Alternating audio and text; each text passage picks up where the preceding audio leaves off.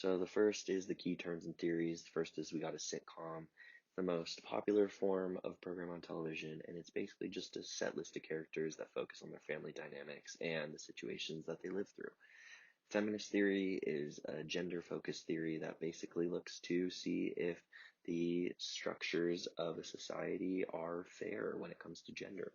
Conflict theory says that there are constant issues of conflict power that exist, and ecological theory states that the family adapts and reorganizes in response to change to keep a homeostasis or an equilibrium. So families on TV. Families in TV go together like peanut butter and jelly. As you can see, in the 1950s, only 20% of American households had a TV set, and now today there's 120.6 million homes with a TV and 307.3 million people over 2 that live in a house with a TV. TV is a communicative form of entertainment, meaning it has the explicit purpose to entertain, to tell a story, to make money, but the implicit purpose is it reflects society. It allows for creators to give ideas to change society and potentially influence the viewers enough to actually make a change in society. So the sitcom, also known as the situation comedy, is what we're going to be focusing on today. It's where the American family originated and was born, and the sitcom allows us to look at their daily lives and learn from them, take some meaning from them. It's an entertaining medium to express stories of the human life, but the lens that it's told from can distort the message for good or bad. So let's start with the first ever sitcom released in 1947. That's Mary Kay and Johnny. Told the tale of a New Yorker banker and then his housewife that stayed at home. They were really married in real life. The plot was based a lot in certain areas on their own life as a couple, like the pregnancy that Mary Kay actually had was written into the story. It initially aired on Dumont Television Network and is still seen as iconic today. Um, Even though Mary Kay, that show did perpetuate ideas of the American housewife being the ideal role for women and men having to be a breadwinner, it's the first sitcom. It's what started us off and leads us into the 50s, the golden age of capitalism. This idea of the perfect family was created. Sitcoms projected that onto us. The norm was the heterosexual family of a white man and woman with children living together in suburbia, happy. That was projected even more through sitcoms on television, and that these sitcoms were supposed to be focused on the plot of everyday activities of American life, and that the drama, the sadness, the falling apart is what would keep the story going and keep it entertaining. So our biggest sitcom from the 1950s is I Love Lucy. Starred Lucille Ball as Lucy, who is a housewife trying to become famous. Her real-life husband, Desi Arnaz, played Ricky Ricardo in the show, who's often the antagonist, bugging Lucy about her dreams. It was progressive in the depiction of women as more than just a housewife, encouraging Lucy to follow her dreams. Technologically, it was advanced. It used new lighting and camera techniques to capture the sitcom in a new format that was revolutionary. I Love Lucy also did show the reflection of ideals of current American society at the time. The man was still the breadwinner, and women were still housewives and emotional pillars, supposed to take care of the family. It challenged what was socially normal and acceptable. It was the first show to feature an interracial or intercultural couple, and it featured the birth of Lucy and Ricky's actual Cuban American son on the show, which redefined how birth was seen. It's an American classic. The baby episode of I Love Lucy had 44 million viewers, and the next day, President Eisenhower's inauguration only had 29 million. So, the fact that it was voted years later in 2012 as the best TV show in America shows just how popular it really was.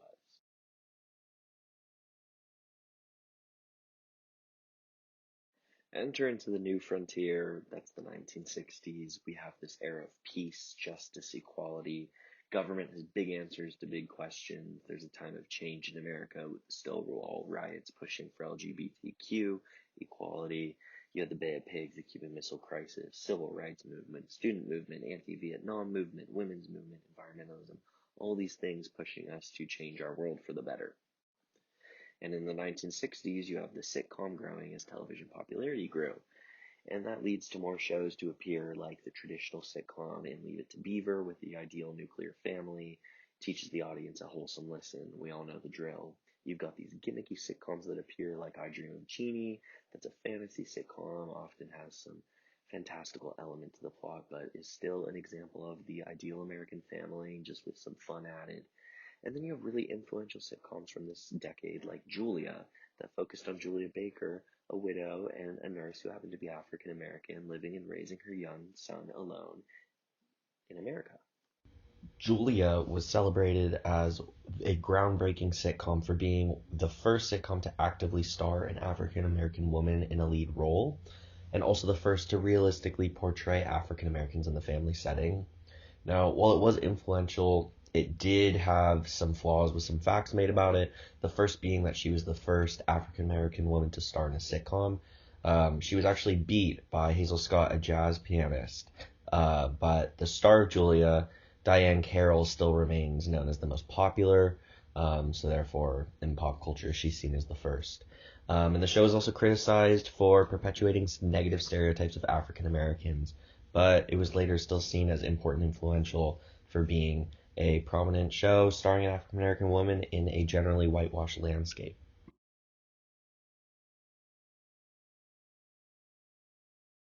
Now we're in the 1970s. There's the continued fight for equality for many Americans, the loss of trust in the federal government, the continued push for inclusivity and equality, and you have a show like Chico and the Man that comes up in the 70s that's about a mechanic in a Chicano in East LA. It was the first TV sitcom to star a Mexican character, so we're seeing even more diversity and push in media for inclusivity and more stories to be told. It used racial prejudices and stereotypical satire to captivate and inform audiences. It's still seen as relevant today, and it's highlighted the unity and beauty of different cultures coming together rather than pushing them away and showing hate prevail. Another important narrative from the 1970s was the sitcom One Day at a Time. It talked about a divorced mother raising her family in their apartment building in Indianapolis, and was actually based once again on the star's own life as a divorced mom raising her children alone. And it discussed important issues even today, like mental health, immigration, sexism, homophobia, gender identity, and racism, all things that Latin Americans and many other people still find relevant today. It's an example of the classic American sitcom, just updated, and it even got a further update recently on Netflix that was highly successful.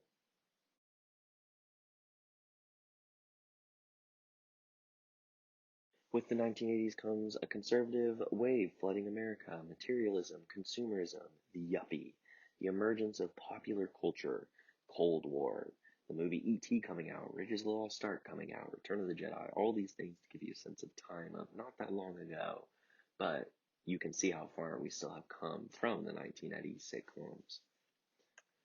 Two influential sitcoms in the 1980s were Family Ties and The Cosby Show. Both are traditional examples of the sitcom. Family Ties discussed 1960 radical parents raising their traditional family in the 1980s.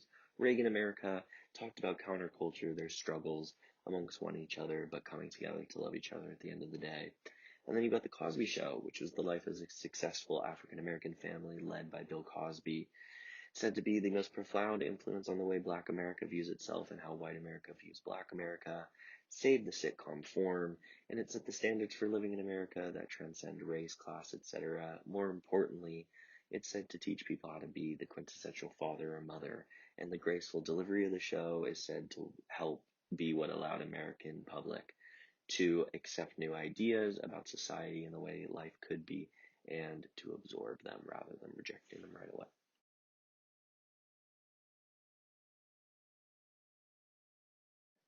Now comes the 90s, which is the good age. It's a pretty neutral age, seen as being pretty peaceful, calm, abundant, but also feeling like there's nothing. It's a blank sheet of paper after the 60s through the 80s. Pop culture is present, and there's this sense of a void of destiny, which creates a very peaceful and calm creative wave that comes over people of the 90s. One perfect example of this is The Fresh Prince of Bel-Air, which starred Will Smith essentially playing himself, living with his wealthy aunt and uncle in Bel-Air, and he gets to hang out with his fun cousins, and it's seen as one of the most influential, recognizable, and popular sitcoms ever created. It's said to have aired during the golden era of black television. It shaped how black characters are represented further, just like The Cosby Show started, and other shows had started before it. And it showed black American characters living in contradiction to past negative stereotypes, which allowed the American audience to question why those stereotypes exist, why they exist in today's society, and how we can change it so that way they don't in the future to be a more inclusive and diverse community, global community. It showed strong parents, children that had varied interests and talents, and they all portrayed a realistic American family. Important to take away is that in the sitcom, there is no one idea of what the right family is. It can be whatever we want it to be. So long as we make it a reality in America, it'll exist on TV. That's the American ideal, use of ideal, because it doesn't always happen. The Fresh Prince of Bel-Air also discussed social issues, and it challenged them, and it taught hard life lessons in an average manner that sunk in with the audience. Friends is another extremely influential sitcom from the 90s about six friends who basically drink coffee, live in New York City, have romantic breakups, and all sorts of hilarious chaos.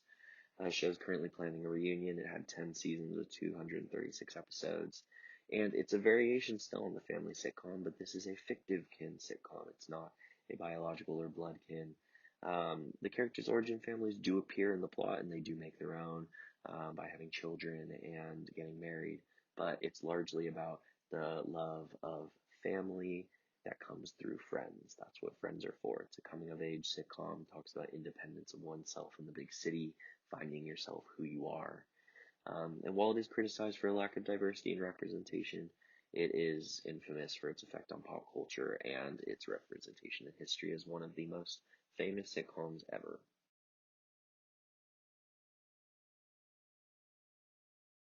So now in present day, we've got huge pushes in diversity, equity, inclusion. Gay marriage has been legalized. There's more representation in media and in general in the world.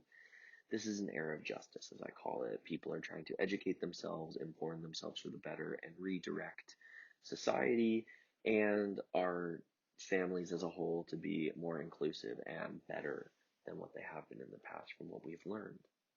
One popular show of the 21st century is Cristela. While it did only run for a short period of time, it had a massive cult following, as Cristela was a young law student hoping to find an unpaid internship, and when she does, her traditional Mexican-American family thinks it's too ambitious and inappropriate. It causes her problems, and the show uses humor to discuss difficult issues that the writer, Christina Alonzo, actually based the show off of her own life. It showed a Latin American lead woman outside of a role held down by a negative stereotype, just like many other roles we've seen in stereotypes throughout the decades. It challenged the idea of what it means to be a Latin multicultural American, being raised between multicultures of different families, the tensions of generations living in one household together, the cultural clashes of ideologies, all of this of what it means to be a modern Latin American person. And last but not least is my favorite sitcom currently, which is Schitt's Creek. It follows the multimillionaire Rose family as they lose everything and are only allowed to keep their one asset, the town of Schitt's Creek, where they have to live in and rebuild everything. It swept the Emmys and Golden Globes for comedy, writing, and acting. It's my personal favorite sitcom now. All-time favorite is Parks and Rec. But I do have to say, I think it comes pretty close to a perfect sitcom. It's funny, emotional, connects to the audience. It has a diverse cast. Even though it could be more diverse, it doesn't shy away from diversity when it's needed. And it openly discusses important issues like gender, sexuality, personal image and representation, success, the meaning of life, all without having any hesitation and discovering the meaning of these questions along with the audience, which makes it feel personal.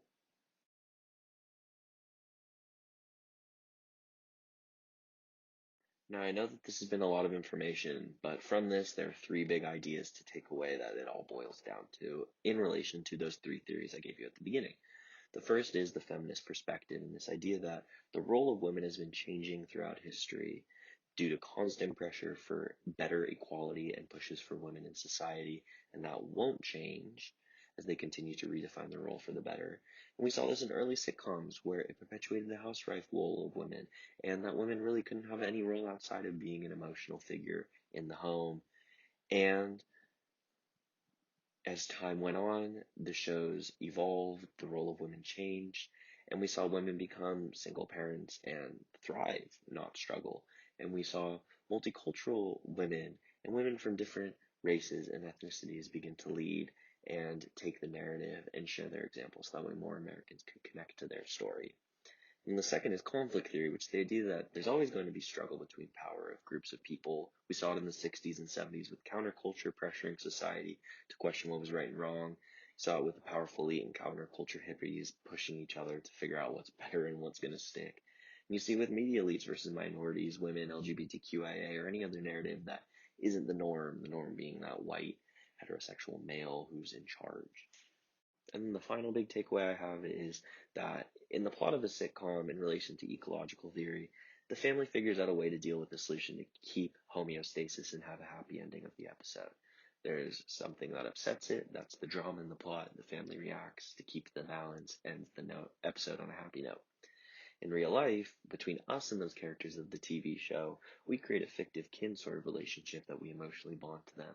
And we can be emotionally effective when the TV characters are effective and have to rebalance ourselves with them to create homeostasis with our fictive family on the screen. And even beyond that, these ideas and messages, ideals we get from the sitcoms, whether they're actively adopted or subconsciously adopted, they enter our brain and then come out through the way we live with our family and act as representations of the society we live in, since sitcoms are a reflection of current society, but also of what society could be. And that by living these lessons we learn about what society could be to be better, we can actively shape our world to be what we see on the screen. So in conclusion, the American family has been portrayed many times throughout the decades in many different ways since their first arrival in 1947. The sitcom features a plot that traditionally focuses on the life of a group of characters and their experiences, and sitcoms and television in general act as an ideal sponge of society, that they should suck up everything that makes up society and ideally reflect that back onto the audience through the show. And while this doesn't always happen, each sitcom is subject to bias and a different narrative, with something individually good and bad in each. So my final question before we go is that while the majority of students in TV isn't diverse or accurate to real life, do we think we'll ever be able to create a perfect sitcom? And if so, would this be achievable outside the perfect world of TV? Thank you so much for listening. I hope you guys have a great day. And yeah, go watch the sitcom.